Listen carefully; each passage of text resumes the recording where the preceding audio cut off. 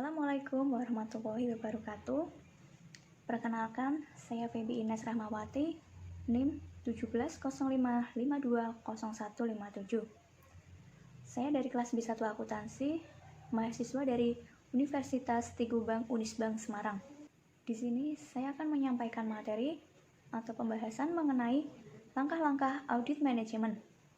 Untuk pembahasan yang pertama, yaitu ada audit terinci atau audit lanjutan. Kemudian pembahasan yang kedua ada pelaporan.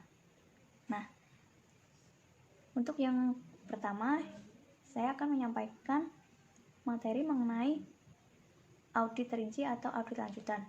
Audit lanjutan. Pada audit tahap ini bertujuan untuk memperoleh bukti yang cukup untuk mendukung tujuan audit yang sesungguhnya, yang telah ditetapkan berdasarkan hasil review dan pengujian pengendalian manajemen. Pada tahap ini, auditor harus mampu mengungkapkan lebih lanjut dan menganalisis semua informasi yang berkaitan dengan tujuan, sehingga akhirnya dapat disusun suatu kesimpulan audit dan dapat direkomendasi yang dapat diterima oleh objek audit. Nah, selanjutnya ada langkah-langkah audit pada tahap ini. Yang pertama, itu ada mengumpulkan tambahan informasi latar belakang objek audit yang akan diperlukan. Kemudian yang kedua, memperoleh bukti-bukti yang relevan, material, dan kompeten. Kemudian untuk yang ketiga, membuat ringkasan atau bukti yang telah diperoleh dan mengelompokkannya ke dalam ringkasan atau kelompok sesuai dengan kriteria, penyebab, dan akibat. Kemudian untuk yang keempat, itu menyusun kesimpulan atas dasar ringkasan bukti yang telah diperoleh dan mengidentifikasi bahwa akibat yang timbul dari ketidaksesuaian antara kondisi dan kriteria cukup penting dan material. Dari kesimpulan ini merupakan pemantapan temuan hasil audit. Selanjutnya, mengumpulkan tambahan informasi latar belakang. Langkah ini menekankan pada usaha untuk mendapatkan data yang lebih lengkap dalam menganalisis aktivitas yang diaudit sebagai dasar pembuatan kesimpulan audit. Data yang dibutuhkan pada tahap ini juga mungkin diperoleh di luar perusahaan yang memiliki relevansi dengan kegiatan yang lebih diaudit.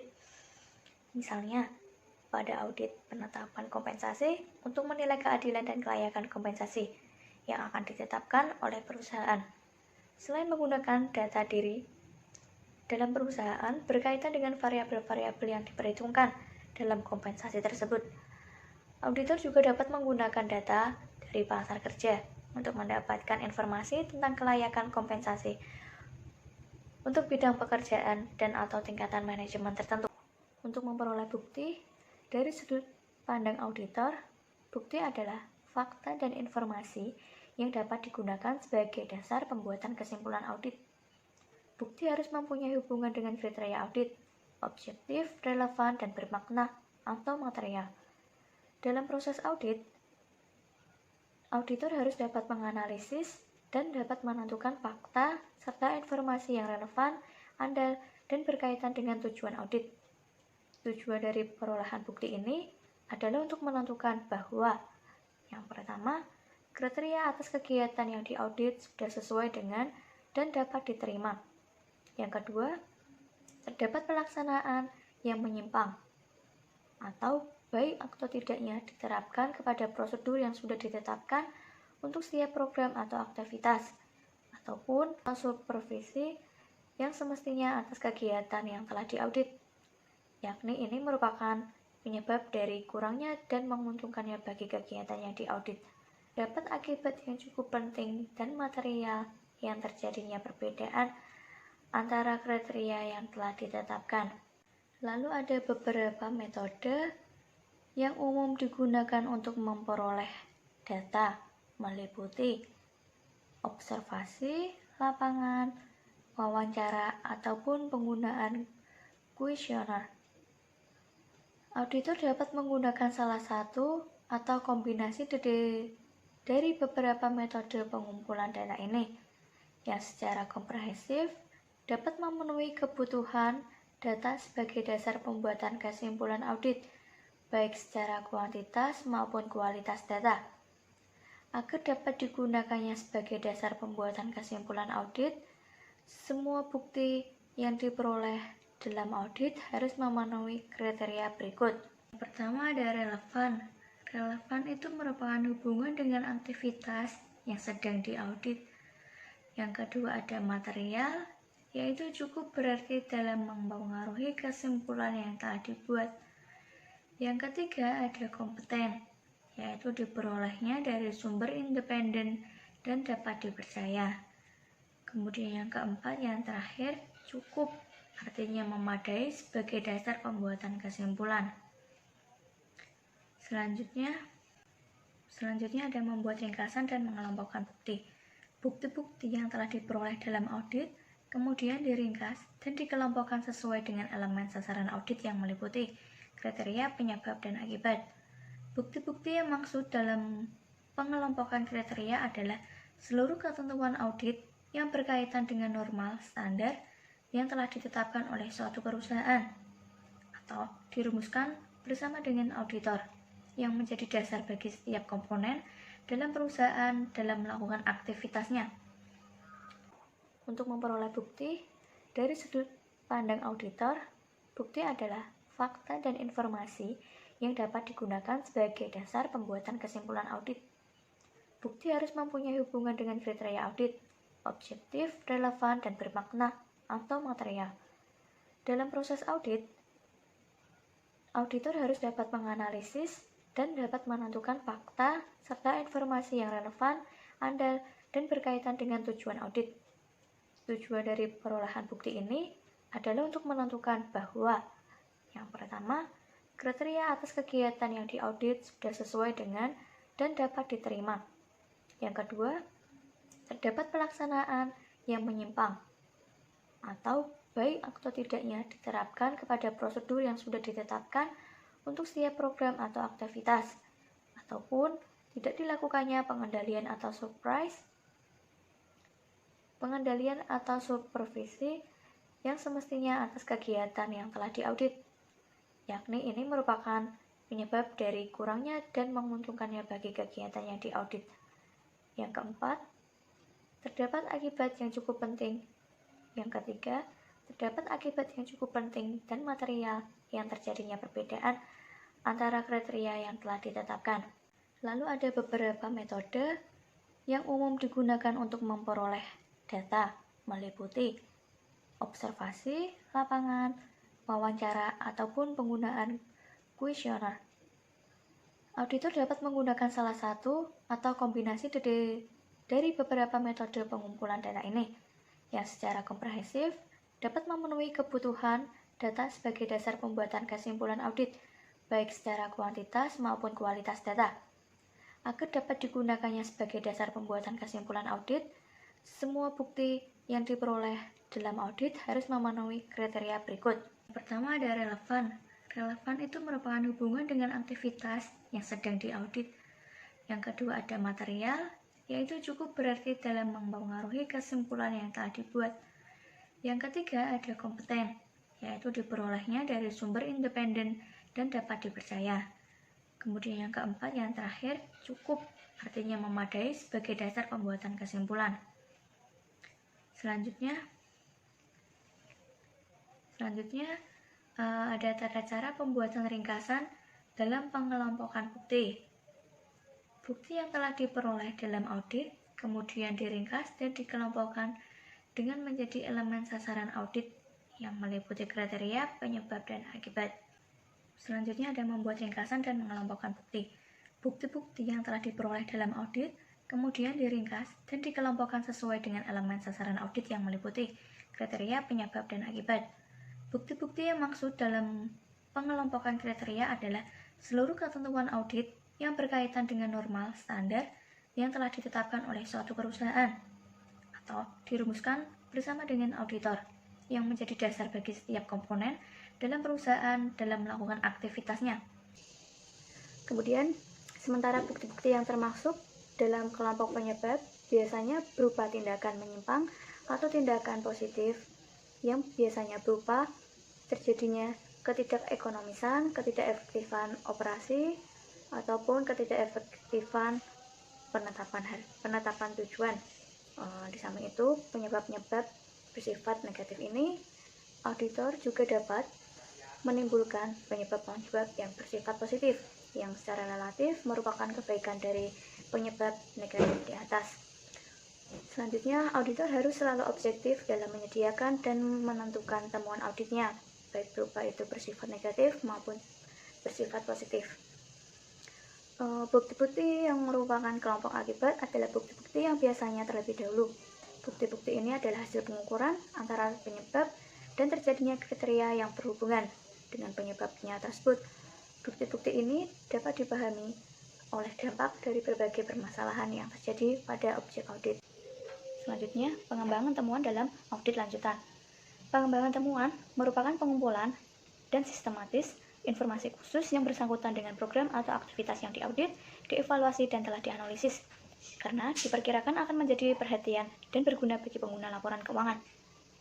Dalam pengembangan ini, akan diketahui secara lebih jelas tentang adanya penyimpangan yang terjadi, penyebab terjadinya penyimpangan, dan akibat yang timbulnya dari penyimpangan tersebut. Jika auditor menemukan adanya kelemahan dan kecurangan yang penting pada program atau aktivitas yang telah diaudit, maka auditor harus segera menyusun rencana pengembangan semua aspek yang berhubungan dengan masalah tersebut. Nah, beberapa langkah dalam pengembangan temuan meliputi: yang pertama, mengenali batas-batas wewenang dan tanggung jawab pejabat. Yang kedua, memahami secara seksama sebab-sebab terjadinya kelemahan. Yang ketiga, tentukan apakah kelemahan tersebut merupakan kelemahan yang terdiri sendiri atau tersebar luas pada berbagai program atau aktivitas yang lain. Kemudian yang keempat, menentukan akibat atau arti penting dari kelemahan tersebut. Yang kelima, menentukan rekomendasi atau saran-saran untuk perbaikan. Kemudian, ada perubahan luas dan arah pengembangan temuan. Dalam informasi yang telah diperoleh selama pengembangan temuan, mungkin mengarahkan perlunya untuk melakukan perubahan arah atau tekanan terhadap audit yang telah direncanakan, atau perlu dilakukannya perluasan dan pengurangan terhadap ruang lingkup audit. Untuk mengetahui perlunya perubahan tersebut, maka auditor harus mengawasi secara seksama terhadap pengembangan hal-hal yang mungkin merupakan temuan. Dalam pengawasan ini, auditor akan segera bisa mengambil keputusan tentang wujud kegiatan selama proses yang sedang berlangsung. Pengembangan temuan harus dilanjutkan terus-menerus selama temuan tersebut diyakini memberikan informasi yang mendukung keakuratan dalam kesimpulan audit. Tetapi, jika temuan yang diperoleh tersebut tidak begitu penting dan hanya sedikit informasi saja, maka bisa didapatkan untuk mendukung kesimpulan audit. Maka, oleh sebab itu, audit terhadapnya harus dihentikan.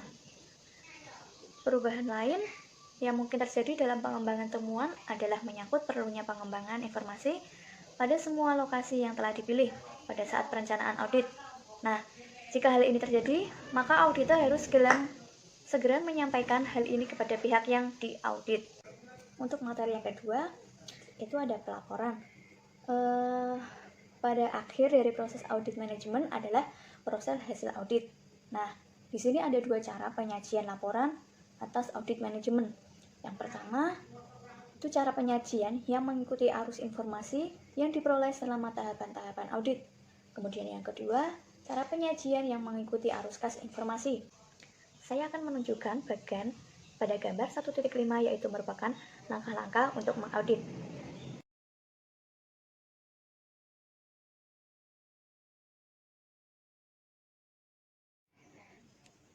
Pada gambar 1.5 yaitu mengenai langkah-langkah audit. Nah, di dalam gambar tersebut itu membahas mengenai pelaporan.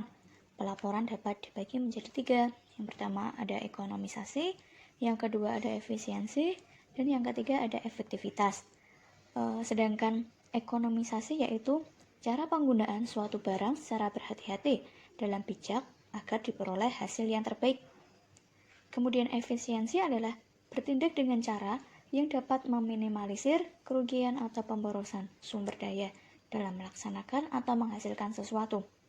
Kemudian yang ketiga ada efektivitas, yaitu produk akhir suatu kegiatan operasi telah mencapai tujuannya, baik ditinjau dari segi kualitas maupun kuantitas hasil kerja, maupun secara batas waktu yang telah ditargetkan. Nah, dari ketiga tersebut, itu akan membentuk suatu pelaporan. Kemudian, pelaporan juga dapat audit pendahuluan dan menuju ke pengujian dan review SPM, kemudian menuju ke audit lanjutan, dan kemudian menuju ke pelaporan. Jadi, seperti itu tahapan-tahapan pelaporan. Selanjutnya ada tindak lanjut.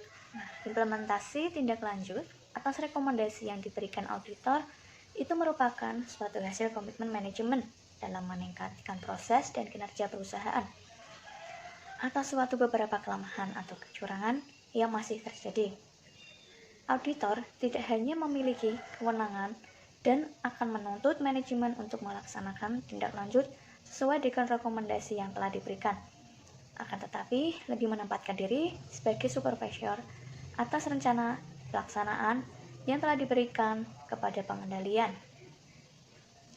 agar menarik dan dapat meningkatkan komitmen manajemen atas perbaikan proses dan kinerjanya. Rekomendasi seharusnya merupakan suatu hasil diskusi dan rumusan bersama antara manajemen dan auditor. Di samping itu, rekomendasi harus menyajikan analisis yang bermanfaat yang diperoleh perusahaan.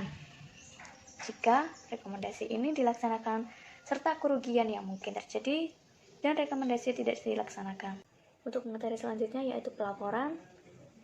Di dalam pelaporan itu ada kertas kerja audit atau bisa disebut dengan KKA, yaitu merupakan catatan-catatan yang telah dibuat dan data-data yang mengumpulkan auditor secara sistematis pada saat penggunaan atau pelaksanaan tugas audit tersebut untuk memberikan gambaran pada lengkap tahapan proses audit atau KKA harus mencerminkan langkah-langkah kerja audit yang telah ditempuh. Pengujian-pengujian yang dilakukan, yaitu informasi yang telah diperoleh dan kesimpulan hasil kerja audit. Selanjutnya ada manfaat kertas kerja audit. Setiap auditor wajib membuat KKA atau kertas kerja audit saat melakukan tugas audit. Manfaat utamanya antara lain. Yang pertama, kertas kerja audit merupakan dasar penyusun laporan hasil dari audit. Kertas kerja audit merupakan alat bagi atasan untuk mereview dan mengawasi pekerjaan bagi para pelaksana audit. Kemudian yang ketiga, kertas kerja audit merupakan alat pembukti atau laporan hasil kerja audit. Untuk yang keempat, hasil ini menyajikan data untuk keperluan referensi. Untuk yang kelima, itu merupakan dari salah satu pedoman untuk tugas audit berikutnya. Begitu pentingnya KKA bagi suatu perusahaan audit, maka penyusun KKA atau kertas kerja audit oleh auditor harus memenuhi syarat-syarat sebagai berikut. Yang pertama ada secara lengkap, kedua bebas dari kesalahan, yang ketiga didasarkan atas fakta dan argumen yang rasional, yang keempat sistematis, bersih, mudah dipahami, dan diatur dengan rapi. Yang kelima ada membuat hal-hal yang penting serta relevan. Yang keenam mempunyai tujuan yang jelas. Yang ketujuh sependapat mungkin, menghindari pekerjaan yang menyalin ulang. Kemudian yang kedelapan, dalam setiap kertas kerja harus mencantumkan kesimpulan hasil audit dan komentar berupa catatan review. Selanjutnya ada bentuk-bentuk kertas kerja audit. Nah, di dalam bentuk-bentuk KKA audit terdapat bagaimana menyiapkan temuan-temuan audit untuk digunakan dalam menyusun laporan audit. Secara lebih terperinci, KKA pada audit manajemen adalah sebagai berikut. Yang pertama, pada sampel KKA itu ditulis dengan kata kertas kerja audit. Nah, kemudian mengikuti yang di bawahnya. Dari sampel KKA itu terdapat 3 objek. Yang pertama ada nama objek audit, itu berisi nama perusahaan atau unit yang akan diaudit. Kemudian yang kedua ada program atau aktivitas, itu berisi program atau aktivitas yang akan mau diaudit. Kemudian yang ketiga ada periode audit, itu berisi mengenai periode atau program yang akan mau diaudit. Untuk yang kedua ada halaman pertama atau KKA sebagai kertas kerja audit, adalah daftar isi dari KKA tersebut. Yang ketiga ada halaman berikutnya secara berurutan, adalah menyangkut 4 unsur. Yang pertama daftar simbol audit disertai dengan penjelasannya. Yang kedua tembusan surat tugas. Yang ketiga laporan kertas kerja audit. Dan yang terakhir yang keempat itu kelompok-kelompok kertas kerja. Selanjutnya isi dan pengelompokan kertas kerja audit yang disusun sebagai berikut. Terdapat 3 unsur yang penting dalam isi dan pengelompokannya tersebut. Untuk kelompok pertama itu ada audit pendahuluan, yaitu meliputi subjek sub yaitu meliputi subkelompok 1. Subkelompok 1 itu merupakan program kerja audit dari pendahuluan. Kemudian untuk subkelompok 2 itu hasil audit pendahuluan, yaitu meliputi 3 unsur: informasi umum tentang program atau aktivitas yang akan diaudit. Kemudian yang kedua, penelaahan berbagai peraturan dan kebijakan yang berkaitan dengan aktivitas yang akan diaudit. Kemudian yang ketiga, ikhtisar dari temuan audit pendahuluan. Untuk kelompok kedua yaitu review, pengujian, pengendalian, manajemen. Di situ terdapat 2 subkelompok. Yang pertama, subkelompok 1 itu membahas mengenai program kerja audit atas review dan pengujian, pengendalian, manajemen yang termasuk dengan internal control kuesioner yang telah digunakan. Untuk subkelompok yang kedua yaitu hasil audit atas review dan pengujian, pengendalian, manajemen, yaitu meliputi 2 hal. Yang pertama, penelaahan terhadap berbagai peraturan dan kebijakan yang berlaku pada objek audit. Kemudian yang kedua, ikhtisar dari hasil temuan atas review dan pengujian, pengendalian, manajemen. Untuk kelompok ketiga yaitu membahas mengenai audit lanjutan yang meliputi 2 subkelompok. Untuk subkelompok 1 yaitu membahas tentang program kerja audit lanjutan, dan subkelompok 2 itu membahas mengenai hasil audit lanjutan yang terdiri dari 2 komponen. Untuk komponen yang pertama itu membahas mengenai pengembangan temuan, dan untuk komponen yang kedua yaitu membahas tentang daftar temuan dan rekomendasi. Kemudian terakhir yaitu kelompok 4 yaitu membahas mengenai laporan hasil kerja audit yang meliputi konsep laporan hasil audit dan tembusan laporan hasil audit. Selanjutnya saya akan membahas mengenai pengorganisasian kertas kerja audit. Di dalam pengorganisasian KKA atau kertas kerja audit harus selalu dikaitkan dengan tujuan audit utama atau subtujuan audit yang ditetapkan oleh auditor. Pengelompokan KKA atau kertas kerja audit harus didasarkan pada sasaran utama atau subtujuan audit yang telah ditetapkan. Untuk mempermudah pengelompokan dan untuk menunjukkan dengan jelas keterkaitan masing-masing kelompok, maka dalam penyusunan KKA atau kertas kerja audit perlu ditentukan sistem pemberian indeks dan sistem klarifikasi KKA. KKA di sini pada audit manajemen mengelompokkan bukti-bukti yang diperoleh sesuai dengan elemen tujuan audit. Dengan demikian, setiap KKA akan menyajikan temuan kelompok atau kriteria, penyebab, dan akibat, baik dalam bentuk temuan yang bersifat terperinci maupun kesimpulan untuk masing-masing elemen, yang bertujuan untuk baik dalam bentuk temuan yang bersifat terperinci maupun kesimpulan untuk masing-masing elemen tujuan audit tersebut. Secara lebih jelas, saya akan menunjukkan organisasi KKA yang disajikan pada tampil 2.1 mengenai susunan kertas kerja audit.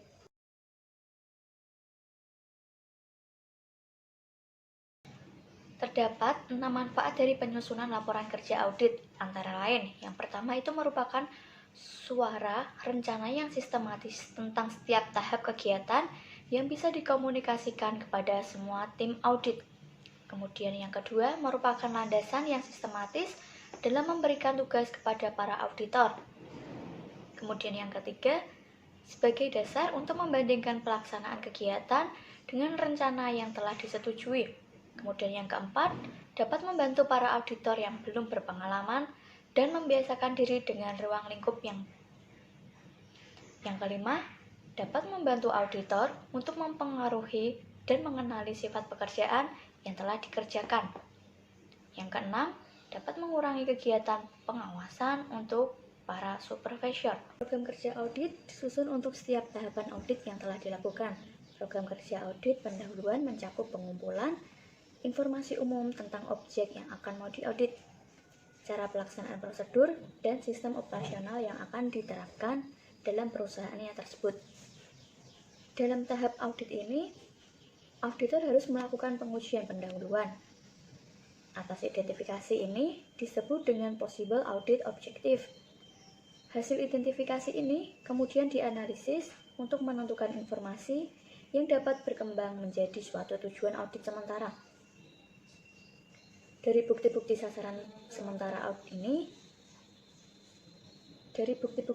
sementara ini, auditor kemudian menetapkan langkah-langkah kerja spesifik yang diperlukan untuk tahap audit berikutnya untuk mendukung tentative audit objective menjadi definitive audit objective. pada tahap audit pengajuan dan review atas pengendalian manajemen, program kerja audit biasanya membuat langkah-langkah audit yang bertujuan untuk menentukan bagian-bagian yang mengandung kelemahan pada sistem pengendalian manajemen atau SPM yang diterapkan untuk mengandung kelemahan pada sistem pengendalian manajemen oleh objek audit. Langkah-langkah kerja pada tahap audit ini harus mengarahkan auditor tidak hanya memperoleh informasi tentang keandalan sistem pengendalian manajemen, tetapi juga memperoleh bukti-bukti yang diperlukan untuk merumuskan secara tepat serta tujuan audit sementara menjadi tujuan audit yang sesungguhnya. Setiap program kerja audit biasanya mengandung 4 hal pokok. Yang pertama, informasi pendahuluan, yaitu memuat mengenai informasi latar belakang mengenai program atau aktivitas yang telah diaudit, yang berguna bagi para auditor dalam memahami dan melaksanakan program kerja auditnya. Lalu ada komentar berbagai pihak yang berkompeten yang berkaitan dengan tujuan audit, termasuk komentar auditor itu sendiri. Selanjutnya yang kedua ada pernyataan tujuan audit yang menyajikan tentang tujuan yang ingin dicapai berkaitan dengan permasalahan yang dihadapi dan perbaikan yang diharapkan dapat tercapai. Lalu ada cara pendekatan diri.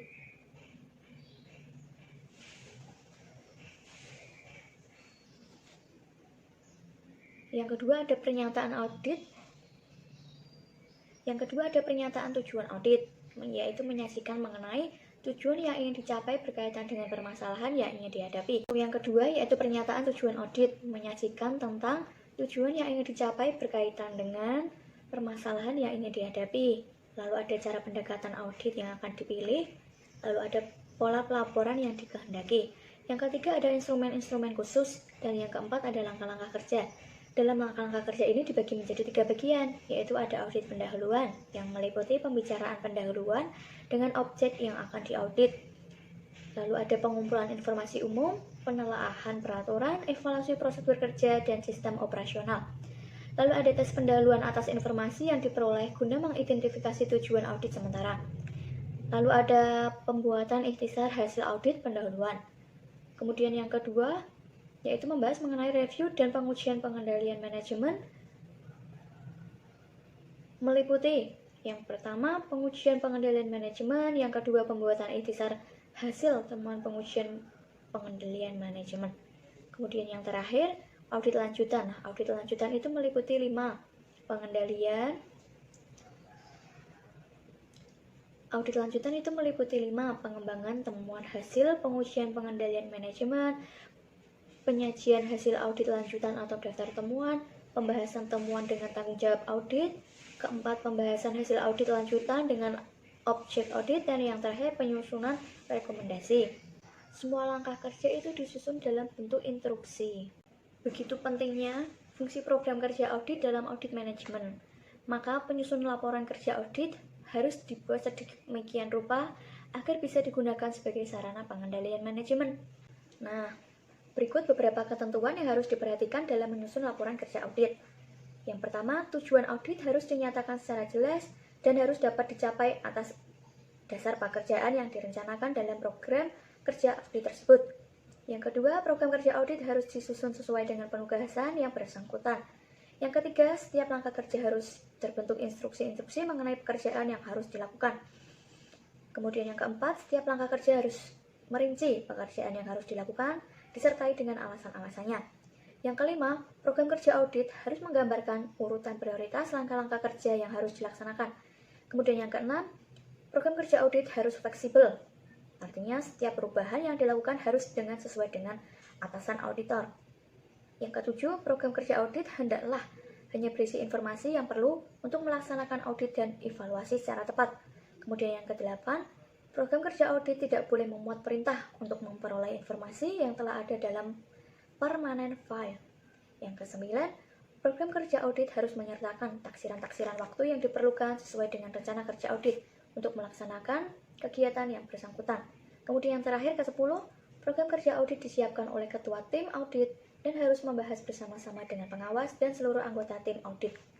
Berikut, saya sajikan contoh-contoh bentuk program kerja audit untuk setiap tahapan audit tersebut.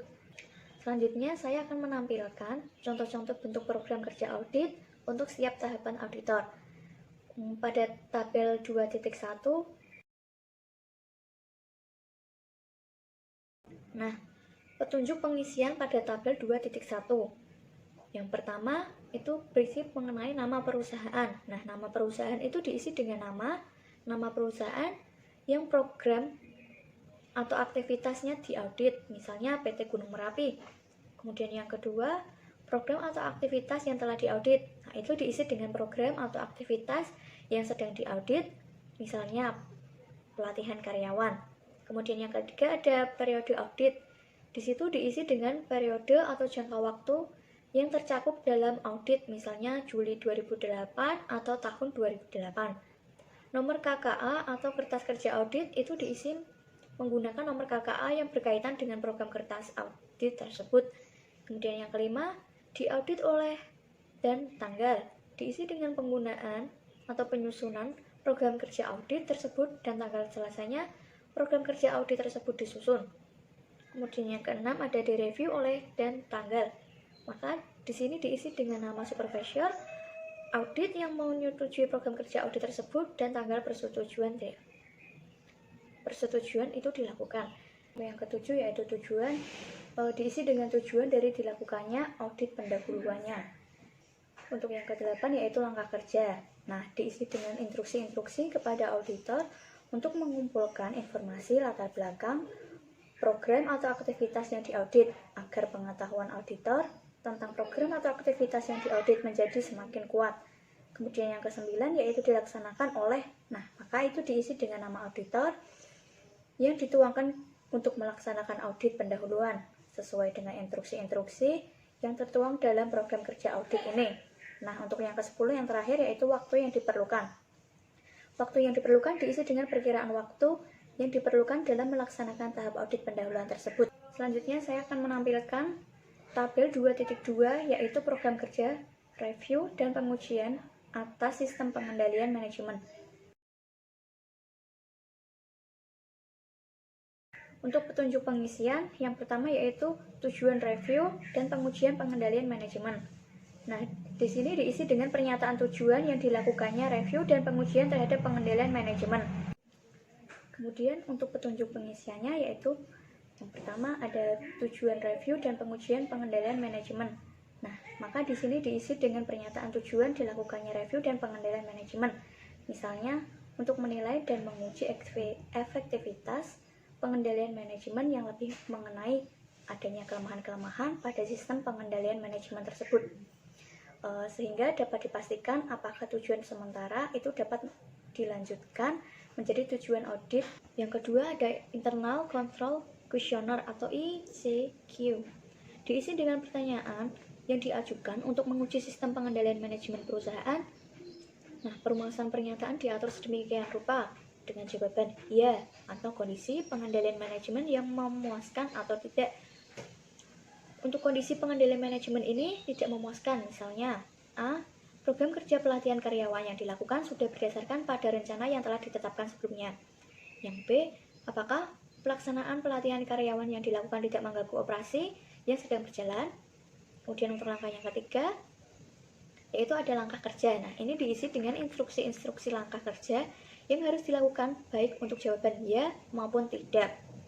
Atas pernyataan yang diajukan, misalnya jika pertanyaan pada butir ke A dijawab ya, maka tentukan langkah kerja untuk membuktikan kebenaran tersebut. Sedangkan jika jawaban tidak, tentukan langkah-langkah yang harus dilakukan untuk menilai apa yang dijadikan dasar pelaksanaan dari program pelatihan karyawan tersebut. Demikian juga untuk pertanyaan butir B. Selanjutnya saya akan menampilkan tabel 2.3 yaitu program kerja audit lanjutan. Yang pertama itu tujuan audit lanjutan, diisi dengan pernyataan tujuan mengapa audit lanjutan itu dilakukan. Audit lanjutan dilakukan adalah untuk mendapatkan bukti yang cukup untuk mendukung tujuan audit definitif yang telah diperoleh pada tahap review dan pengajuan terhadap sistem pengendalian manajemen. Misalnya, untuk menilai A. Apakah peserta pelatihan karyawan telah diseleksi secara memadai sesuai dengan kebutuhan perusahaan. Yang B, apakah pelatihan karyawan telah menggunakan metode yang tepat? Kemudian yang C, apakah pelatihan karyawan telah berhasil mencapai tujuannya? Lalu untuk langkah yang kedua yaitu judul temuan. Nah, judul temuan ini diisi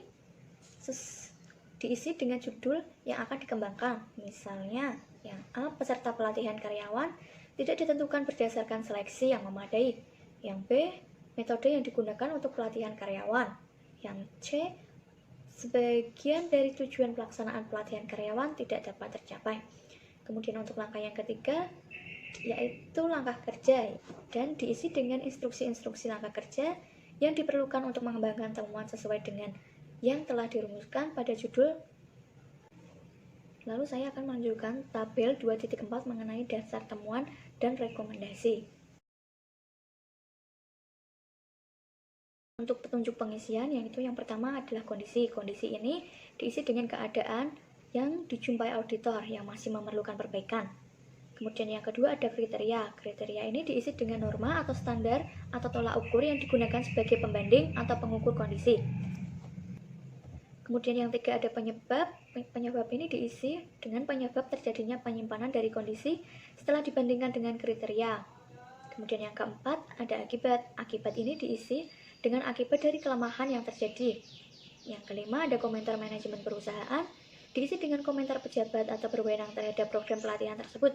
Yang keenam ada tanggapan auditor. Nah, tanggapan auditor ini diisi dengan tanggapan auditor terhadap komentar pejabat yang berwenang berkaitan.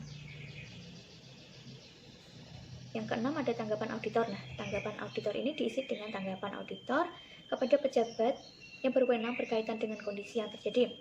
Kemudian yang ketujuh ada rekomendasi. Nah, rekomendasi ini diisi dengan saran perbaikan yang diberikan kepada auditor oleh pejabat yang berwenang untuk memperbaiki kelemahan program pekerjaan pelatihan karyawan yang telah dilaksanakan di masa yang akan datang. Nah, dalam cara ini auditor menyampaikan hasil auditnya dalam laporan-laporan berdasarkan informasi yang diperoleh sesuai dengan tahapan-tahapan audit yang akan dilakukan. Seperti yang diketahui seseorang auditor memperoleh informasi melalui tahapan-tahapan audit. Nah, tahapan-tahapan audit itu sebagai berikut. Yang pertama, mengumpulkan informasi latar belakang kepada tahapan audit pendahuluan. Yang kedua, menetapkan tujuan audit yang sesungguhnya. Yang ketiga, mengumpulkan bukti-bukti dan pengembangan temuannya yang berkaitan dengan tujuan audit pada tahap audit lanjutan. Kemudian yang keempat, menarik kesimpulan berdasarkan bukti-bukti atau temuan audit yang berhasil untuk dikumpulkan. Kemudian yang kelima, merumuskan untuk merekomendasikan. Yang keenam, menyertakan ruang lingkup audit yang telah dilakukan. Nah, sesuai dengan tahap audit, auditor mengorganisasikan laporan hasil auditnya berdasarkan apa saja yang telah dilakukan dan yang telah ditemukan selama melaksanakan tahapan-tahapan audit tersebut. Penyajian laporan yang menitik beratkan kepada kepentingan pengguna. Nah, penyajian dengan menggunakan cara ini menitik beratkan kepada kepentingan para pengguna laporan hasil audit. Umumnya, para pengguna laporan lebih berkepentingan terhadap temuan auditnya daripada bagaimana auditor melakukan audit. Dengan demikian, dibutuhkan penyajian laporan yang dapat membuat pernyataan penggunaan laporan dengan cepat, biasanya berupa kesimpulan atas audit yang dilakukan oleh auditor. Nah, dalam penyajian ini, auditor mengikuti format sebagai berikut. Yang pertama, ada informasi latar belakang. Yang kedua, kesimpulan audit disertai dengan buku yang cukup untuk mendukung kesimpulan audit. Yang ketiga, ada rumusan rekomendasi, dan yang keempat, ada ruang lingkup audit. Nah, dari tujuan audit manajemen itu adalah untuk menemukan kekurangan atau kelemahan dalam pengelolaan berbagai program atau aktivitas dalam perusahaan. Nah, biasanya penggunaan laporan ini lebih berkepentingan daripada hasil audit ini atau temuan audit yang merupakan indikasi terjadinya berbagai kekurangan atau kelemahan dalam pengelolaan program atau aktivitas dalam perusahaan. Nah, oleh karena itu, di dalam buku ini penyajian laporan diarahkan kepada cara penyajian dan kedua yaitu penyajian laporan yang menitik beratkan kepada kepentingan pengguna. Selanjutnya ada informasi latar belakang. Nah, informasi latar belakang ini merupakan informasi umum tentang perusahaan dan program atau aktivitas yang diaudit. Pada bagian ini, auditor harus mampu memberikan gambaran umum tentang tujuan dan karakteristik perusahaan serta program atau aktivitas yang telah diaudit, sifat, ukuran, serta organisasi manajemennya. Pada bagian ini, disajikan apa alasan mendasari yang dilakukan oleh audit manajemen. Nah, dari kesimpulan dan temuan audit, maka untuk meyakinkan penggunaan laporan audit, audit harus menyajikan temuan-temuan yang diperoleh sebagai pendukung setiap kesimpulan yang akan dibuat. Kesimpulan dalam audit yang diperoleh sebagai pendukung setiap kesimpulan, baik itu temuan yang berhubungan dengan kriteria, penyebab, maupun akibat. Dalam menyajikan temuan audit, auditor harus memperhatikan hal-hal sebagai berikut, yaitu terdapat 5 hal yang penting. Yang pertama, judul bab harus mengidentifikasi pokok persoalan dan sependapat mungkin juga arah dari temuan. Kemudian yang kedua, pokok-pokok setiap temuan harus mengikhtisarkan secara singkat dan harus mengungkapkan kepada pengguna akan adanya uraian yang mendukung dan menjelaskan pokok-pokok temuan tersebut. Kemudian yang ketiga, auditor harus menggambarkan kepada pengguna laporan tentang hal-hal yang akan dikemukakan. Kemudian yang keempat, dalam penyajian temuan ini, auditor juga harus mempertimbangkan dan mengevaluasi komentar bagi para pihak yang berkaitan.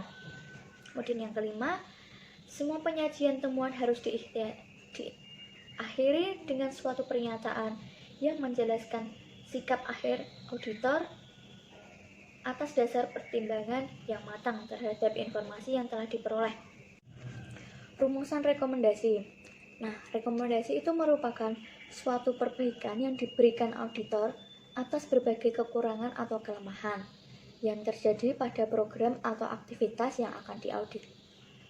Auditor harus memberikan rekomendasi kepada atasan dari segala pengelola atau program atau aktivitas yang akan diaudit. Rekomendasi ini harus disertakan dalam laporan hasil audit. Maka setiap hasil rekomendasi yang diajukan oleh audit harus dilengkapi dengan analisis yang menyangkut adanya peningkatan ekonomisasi, efisiensi, dan efektivitas yang akan dicapai pada pelaksanaan program atau aktivitas serupa di masa depan.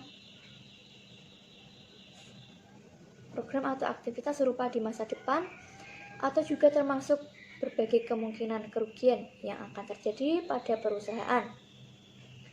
Agar mudah dipahami oleh pengguna laporan keuangan, maka rekomendasi seharusnya disusun dengan kalimat yang operasional dan tidak teoritis.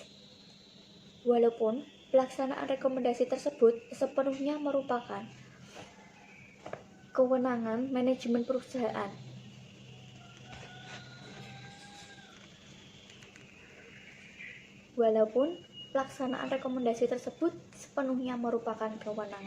perusahaan. Sebenarnya auditor juga berkepentingan dilaksanakannya rekomendasi tersebut.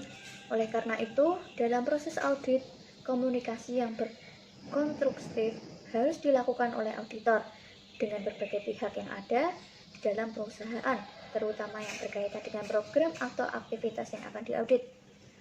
Pengkomunikasian hasil temuan mutlak harus dilakukan di mana auditor harus mendapatkan komentar yang seimbang berkaitan dengan berbagai temuan atau terutama yang menyangkut kelemahan dalam pengelolaan dalam berbagai pihak yang berhubungan dengan permasalahan tersebut. Sebelum mengajukan rekomendasi dalam pelaporannya, auditor terlebih dahulu harus mendiskusikan dengan pihak-pihak yang berkepentingan. Dengan demikian, diharapkan rekomendasi tersebut diterima dan dilaksanakan dengan penuh komitmen tanpa adanya keterpaksaan. Nah, selanjutnya untuk ruang lingkup audit.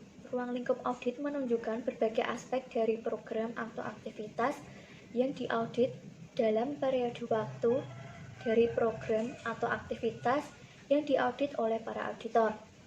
Pada bagian ini juga harus disajikan seberapa mendalam audit tersebut akan disajikan di dalam laporan keuangan, supaya saat dibuat tidak mengabulkan penahanan pengguna laporan terhadap hasil audit yang disajikan oleh auditor. Nah, berikut saya sajikan hasil audit manajemen yang menilai ekonomisasi, efisiensi, dan efektivitas pengelolaan piutang di sebuah rumah sakit. Nama perusahaan dalam contoh ini merupakan nama perusahaan fiktif, tetapi proses audit dan hasilnya merupakan kejadian yang sebenarnya. Contoh laporan audit manajemen sebagai berikut.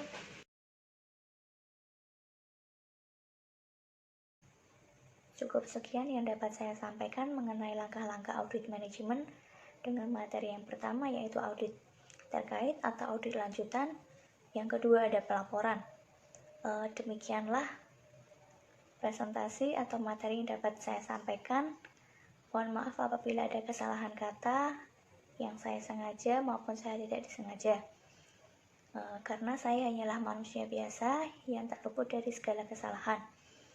Sebelumnya, saya berterima kasih kepada dosen saya yang telah memberikan tugas kedua kepada kelas kami, yaitu kelas B1 Akuntansi di Universitas Tigubang Unisbank Semarang.